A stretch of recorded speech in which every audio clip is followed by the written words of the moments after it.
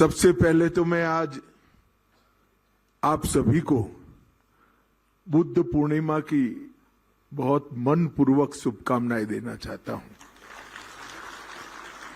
भगवान बुद्ध का अंतिम उपदेश अपदीपो भव, खुद ही दीपक बनकर दुनिया को और आत्मा को प्रकाश दीजिए, ये उपदेश किसी भी व्यक्ति के लिए अपने जीवन को ऊर्ध्व गति देने के लिए बहुत प्रेरणा रूप है। और आज ही यहां पर नरेंद्र मोदी जी के निर्देश पर भगवान बुद्ध के पवित्र अवशेष यहां जनता के दर्शन के लिए खुले रखे गए हैं। तो मेरा सभी लेह लद्दाख करगिल के निवासियों से आग्रह है कि मौका 75 साल के बाद यहाँ के जीवन में आया है, इसका सभी लोग निश्चित रूप से लाभ उठाएंगे, ऐसा मुझे भरोसा है। मित्रों, आज मोदी जी ने दिए हुए सहकारिता मॉडल के तहत पशुपालन विभाग के तहत ढेर सारे कार्यक्रम एक साथ लेह लद्दाख यूटी में हो रहे। सबसे पहले आज करगिल डेयरी का शिलान्यास और प्रोसेसिंग प्लांट का जो शिलान्यास हुआ है, उसकी क्षमता 10,000 लीटर दूध इतनी ऊंचाइयों पर प्रतिदिन प्रोसेस करने की क्षमता है। मैं करगिल की माताओं बहनों को विशेषकर अभिनंदन देना चाहता हूं कि आप आपके जीवन में ये डेयरी प्लांट के माध्यम से उजियारा ला सकते हैं, परिवार की भी मदद कर सकते हैं और आप सभी आत्मनिर्भर भी बन सकते हैं। मैं उस प्रदेश से आता हूं जहां की माताओं बहनों ने 1,25,000 करोड़ का टर्नओवर किया है, ऐसी ही छोटी छोटी डेयरियों के माध्यम से। यहां खैर विपरीत आबोहवा है, इतना उपलब्धता नहीं है, संभावनाएं भी नहीं, परंतु निश्चित रूप से इतनी तो संभावना है कि यहां की माताएं बहनें अपना परिवार और अपने बच्चों की अच्छी पढ़ाई लिखाई की चिंता कर पाए। तो ये 25 करोड़ की लागत से जो नई शुरुआत होने जा रही है, वो निश्चित रूप से करगिल की माताओं बहनों के लिए शुभंकर साबित होगी, ऐसा मुझे लगता है। आज लेह के लिए भी यहाँ के मिल्क प्लांट जो पहले से चालू है, उत्पादन की व्यवस्था शुरू हो रही। ये दोनों प्रोडक्ट अपनी यूटी में बाहर से आते हैं, या तो एक प्रकार से आधुनिक यंत्रों से उसको बनाने की शुरुआत नहीं हुई है। और यहां आईटीबीपी और सेना बहुत बड़ा खरीदार है। 18,000 जवान यहां सीमा पर रहते हैं। उनकी दूध, दही और पनीर की पूरी व्यवस्था इस प्लांट से पूरी होगी, इसका मुझे विश्वास है। एक मोबाइल प्रयोगशाला का भी लॉन्च यहां से हुआ है, जिससे क्वालिटी मेंटेनेंस में बहुत फायदा होगा। और 45 लाख की लागत से ये मोबाइल प्रयोगशाला भी शुरू है। एंड्रॉइड आधारित AMCS एप्लीकेशन का शुभारंभ भी यहां पर हुआ है। और इससे दूध उत्पादक हमारे पशुपालकों के पारदर्शिता के साथ अपने दूध का हिसाब किताब एक ही ऐप पर देख पाएंगे, और उनको जो भुगतान किया जा रहा है वो उनके अधिकार के बरोबर है या नहीं है, ये भी बहुत अच्छे तरीके से देख पाएंगे। तो मुझे तो लगता है कि इससे आपके मन में आत्मविश्वास भी जागरूक होगा। यहां मैं पूछ रहा था जिनको अवार्ड मिला कितने पशु है, 10 है, 15 है, 25 है, निश्चित रूप से 5 पशुपालक कारगिल और लेह के सभी पशुपालकों के लिए प्रेरणा का रूप है। अगर हम 10, 15, 25 पशुपालक कर सकते हैं तो हम भी इन पशुपालकों जितनी कमाई कर सकते हैं। और अभी ऐप आने से ये विश्वास जरूर बढ़ेगा। लद्दाख मिल्क फेडरेशन और मदर डेयरी, ये दोनों ने एक समझौता किया है। यहां लद्दाख को भारत के बाजार के साथ जोड़ने की एक प्रक्रिया शुरू होगी। मैंने अभी देखा यहां राजमा ऑर्गेनिक है, सारी चीजें ऑर्गेनिक है। ये सारी चीजों को एक बहुत बड़ा बाजार दिल्ली का मिलना चाहिए। मैं एनडीडीबी से आग्रह करूंगा कि अपनी जो कोऑपरेटिव बनी है ऑर्गेनिक चीजों की, एनडीडीबी के एमओयू से इसको भी ट्राई पार्टी एमओयू कर 2 तरफा एमओयू काम हो। मदर डेयरी के तो प्रोडक्ट यहां बेचे ही जाए, परंतु यहां के प्रोडक्ट को भी मदर डेयरी अन्य कोऑपरेटिव के माध्यम से देश भर में मार्केटिंग की व्यवस्था करे, इसलिए आगे बढ़ना चाहिए। मित्रों, हम लद्दाख में भी डेयरी की जो अवसंरचना है उसको हम आगे बढ़ाने जा रहे हैं और कारगिल में भी आगे बढ़ाने जा रहे हैं। लगभग लेह में आने वाले दिनों में 50,000 लीटर की क्षमता वाला, प्रतिदिन क्षमता वाला एक नया संयंत्र 70 करोड़ की लागत से हम जो लेह में लगाए, वो लेह में जो संभावनाएं बढ़ेगी इसका तो दोहन करेगा ही करेगा।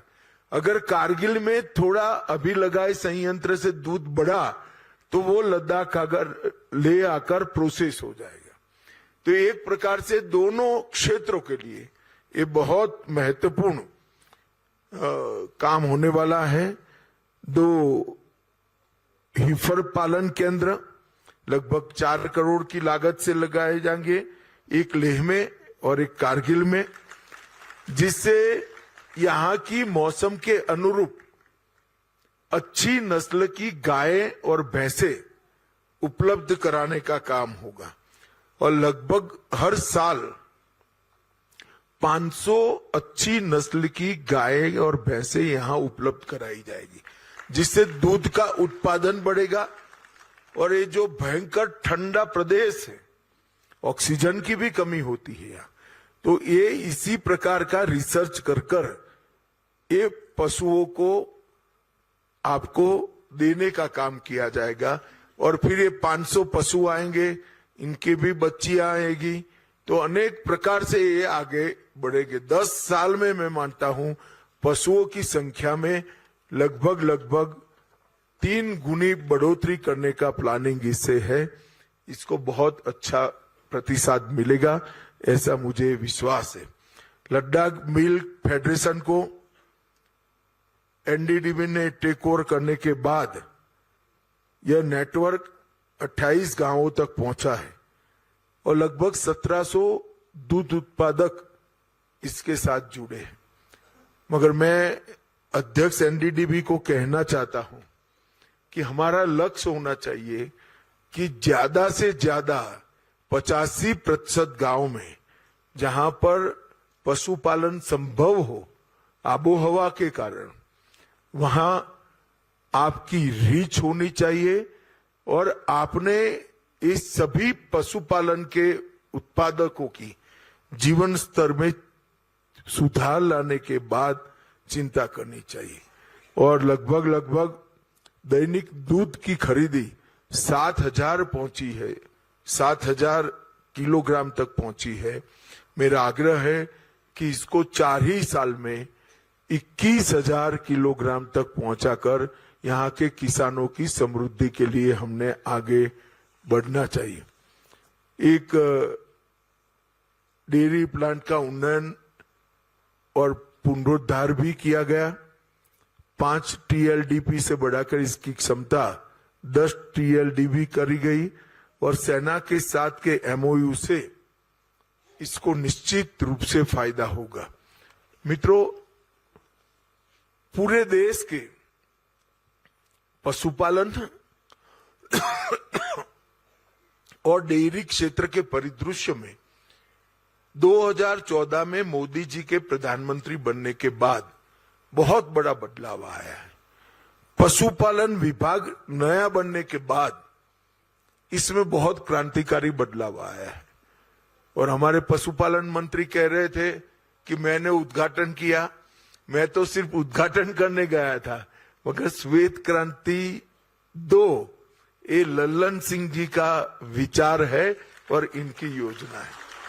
उसको कैबिनेट से अप्रूव कराकर उन्होंने सारे पशुपालकों पर एक बहुत बड़ा उपकार का काम किया है, ऐसा मैं मानता हूं। मैं आज कुछ आंकड़े भी आपको कहना चाहता हूं।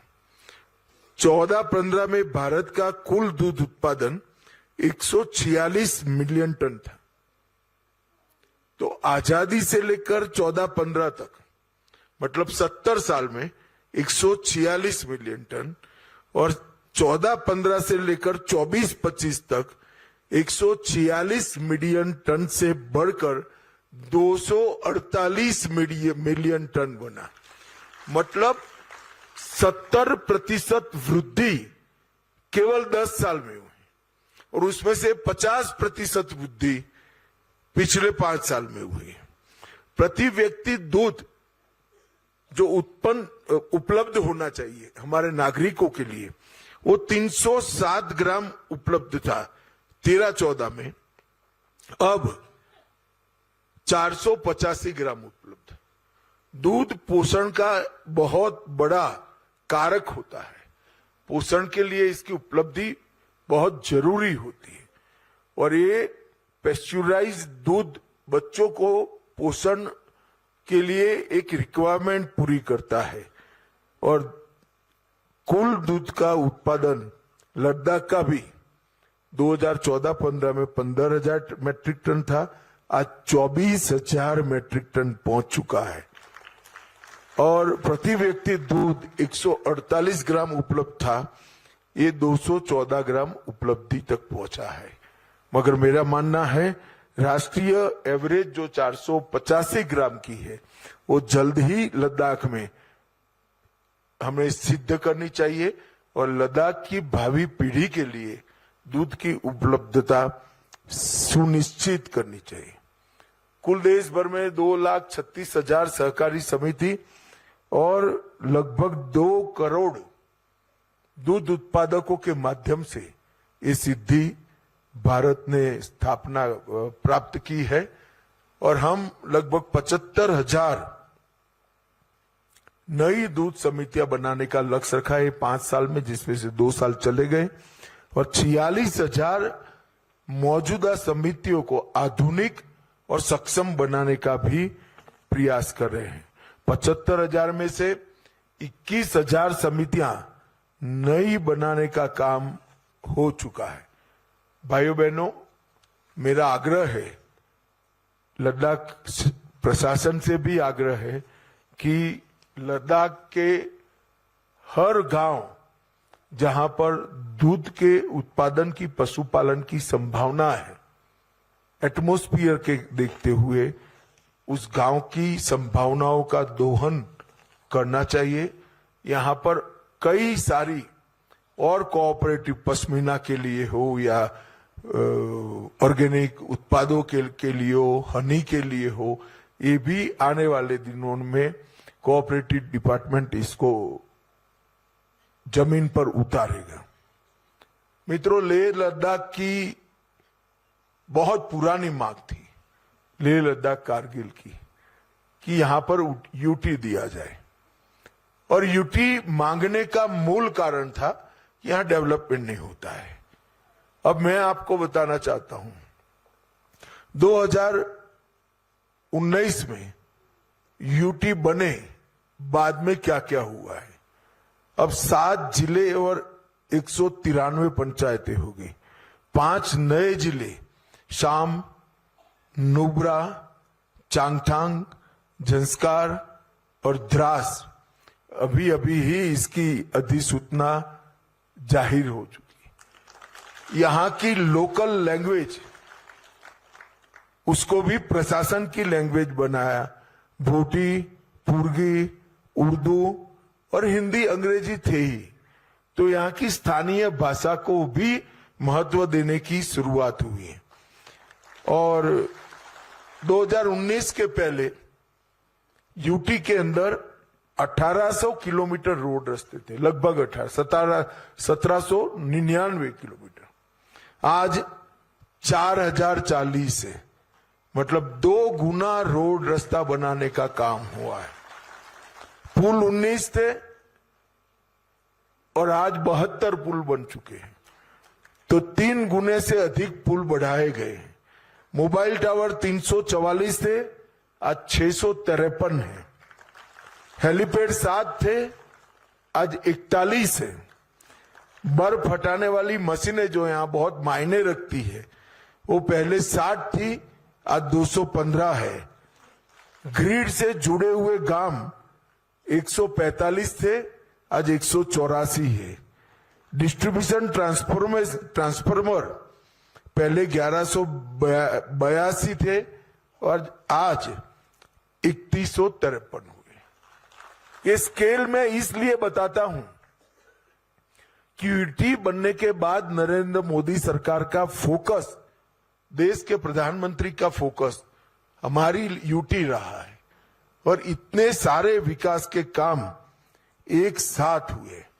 जोजिला दर्रा इसका परिणाम है कि 127 दिन बंद रहता था, इस बार सिर्फ 19 दिन बंद रहा। और कारगिल जंस्कार मार्ग जो 225 दिन बंद रहता था, वो सिर्फ 11 दिन बंद रहा। ये बर्फ हटाने वाली मशीनें और बाकी सारी संरचना के कारण बहुत बड़ा फर्क पड़ा है।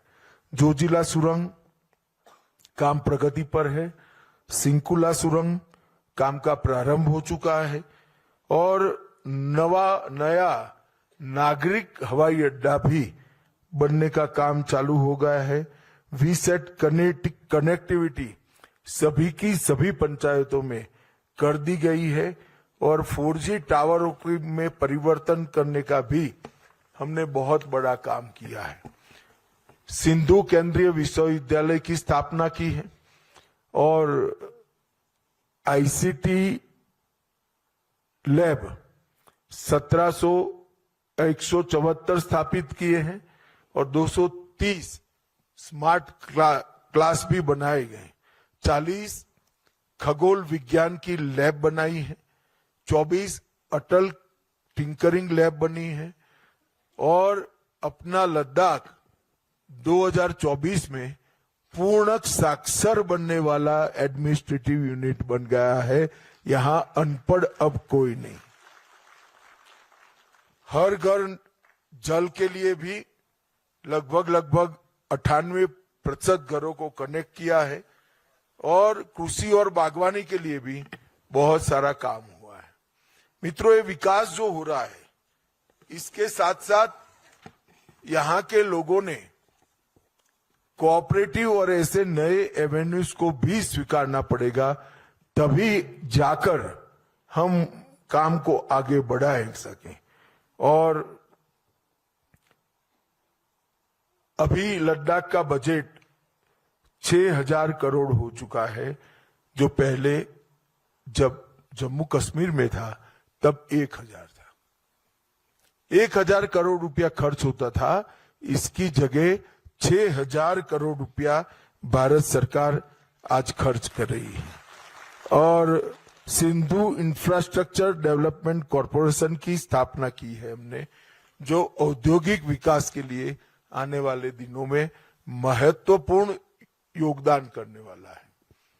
हम चाहते हैं कि ये सीमांत प्रदेश आत्मनिर्भर बने और मैं तो धन्यवादी हूं लेह, लद्दाख और कारगिल के बाशिंदों का। भारत पर जब जब इस सीमा से संकट आया, सेना बाद में पहुंची, पहले लद्दाख वालों ने अपने सीने पर गोली खाई है और देश की रचना की। भारत स्काउट का इतिहास कश्मीर से कन्याकुमारी और द्वारका से लेकर कामाख्या तक पूरा देश जानता है। लद्दाख वालों की देशभक्ति, देश की सुरक्षा और ये बहुत बड़े भूभाग की भारत के साथ जुड़े रहने की तत्परता, ये हमेशा भारत का हर नागरिक इसका प्रशंसा भी करता है और भूरी भूरी प्रशंसा कर कर आपके प्रति कृतज्ञ भी है। आज मैं बहुत समय के बाद 7 साल के बाद लद्दाख आया हूं और बुद्ध पूर्णिमा के दिन आया हूं। मेरा फिर से आग्रह है, भगवान बुद्ध के पवित्र अवशेषों को हम सब दर्शन करें और उनसे मिलने वाली आध्यात्मिक ऊर्जा से अपने जीवन में प्रकाश का पथराव करें। यही मेरी आप सबसे निवेदन है। आप सभी को फिर से एक बार बहुत बहुत शुभकामनाएं।